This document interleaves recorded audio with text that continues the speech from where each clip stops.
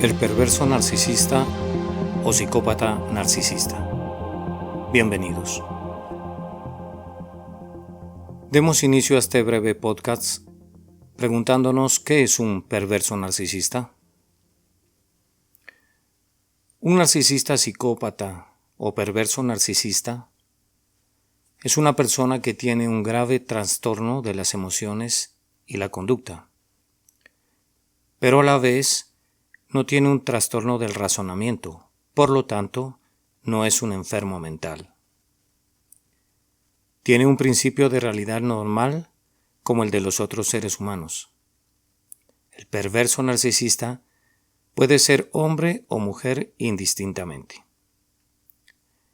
Al mismo tiempo, el perverso narcisista o narcisista patológico padece una ceguera de emociones o ceguera emocional. Por tanto, este tipo de personas no perciben las emociones, el sufrimiento, los deseos ni las necesidades de los otros. Me refiero a saber de los que lo rodeamos. Los psicópatas que siempre nos ha presentado la sociedad son los psicópatas clínicos o fanáticos masoquistas, que son asesinos despiadados o en su defecto violadores o torturadores. Y cabe destacar que en este podcast no vamos a tratar sobre los psicópatas clínicos, sino sobre los perversos narcisistas o psicópatas subclínicos, que son los que viven a nuestro alrededor y conviven con nosotros, sin que nosotros lo sepamos. Sepamos que convivimos con perversos narcisistas y pensemos que son gente normal como nosotros.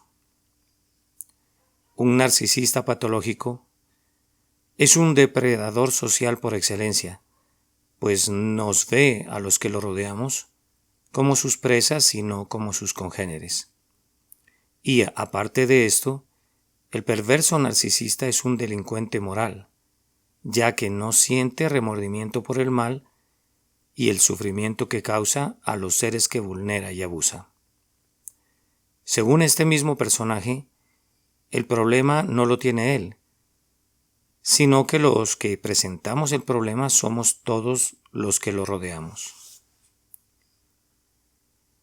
El perverso narcisista, por definición, solo percibe sus necesidades, no la de los demás.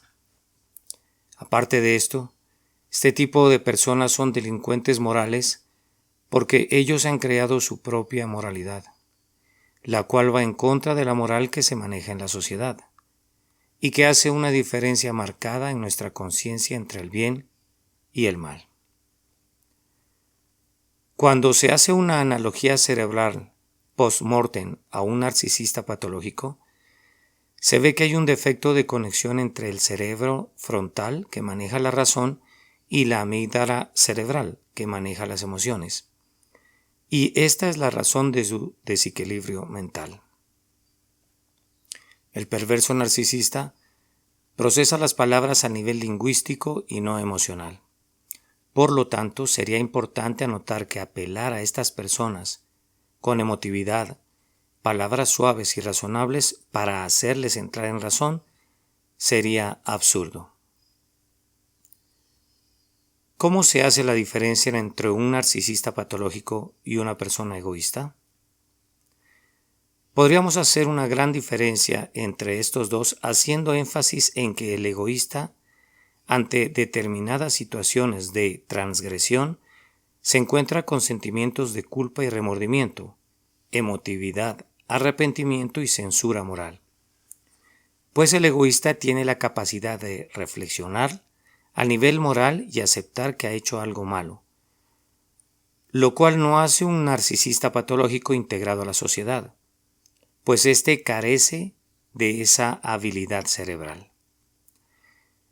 La psicopatía narcisista no es un trastorno propio de nuestro tiempo, sino que ha existido siempre y ya en la antigüedad se hablaba de poseídos, de locos, de satanizados y de imbéciles morales, ya que por excelencia esta clase de males siempre estuvo asociado a la religión en la antigüedad. ¿Se puede volver una persona narcisista psicópata a los 20 o 30 años de edad? La respuesta es no, pues hay unos indicadores de estas personas desde la infancia. El niño que es negativista y desafiante desde pequeño ya presenta rasgos de este trastorno de personalidad. Y si no se corta esa situación desde su infancia, este infante pasa a sufrir un trastorno adaptativo social. Y si aparte de esto se crean en una familia disfuncional, en un contexto desestructurado de maltrato o abandono, este individuo llegaría al trastorno antisocial de la personalidad. Y después de esto, es muy fácil convertirse en un psicópata narcisista integrado a la sociedad. El mundo de la psicopatía no cursa paralelamente con la enfermedad mental, pues en las enfermedades mentales se observan estigmas físicos, en otras palabras, existe la presencia de síntomas. En cambio, en el caso del narcisista patológico, las características esenciales son características de emoción y de conducta. Este tipo de trastornados son personas muy narcisistas y egocéntricas.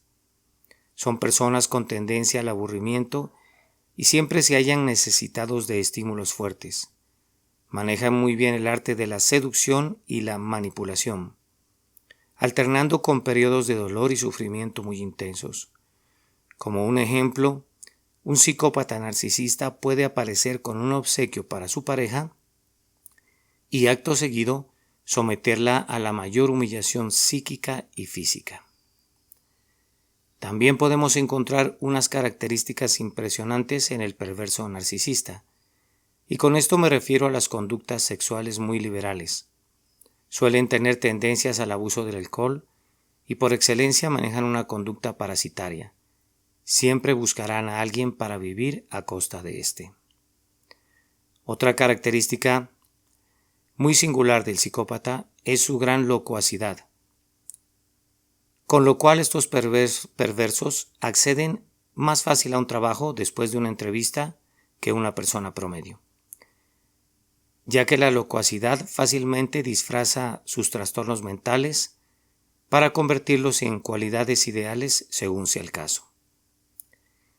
Teniendo en cuenta que vivimos en una sociedad narcisista, las personas que se buscan en las empresas son las que manejan gran locuacidad, que son egoístas, que son egocéntricas, que son despiadadas y sin escrúpulos. Y es por eso que los perversos narcisistas acceden a estas empresas con facilidad. Pero la mayor característica de un psicópata es la manipulación, el engaño y la simulación. Me refiero básicamente a la habilidad para presentarse como la persona que no son, y esto recibe el nombre de suplantación, siendo la suplantación un término que distingue a un conjunto de técnicas que persiguen engañar a una víctima ganándose su confianza, haciéndose pasar por otra persona para manipularla y hacer que realice acciones que no debería. Para realizar el engaño, el perverso narcisista habitualmente hace uso de las habilidades sociales como las de ayudar o ser eficiente, explotando los instintos sociales de la gente. ¿Cómo nos protegemos de un narcisista psicópata integrado a la sociedad? Lo primero que se debe hacer en estos casos es reconocer los ciclos de paz y o tensión en estas personas. Es decir, que cuando nos interponemos delante de sus objetivos, vamos a sufrir muchísimo.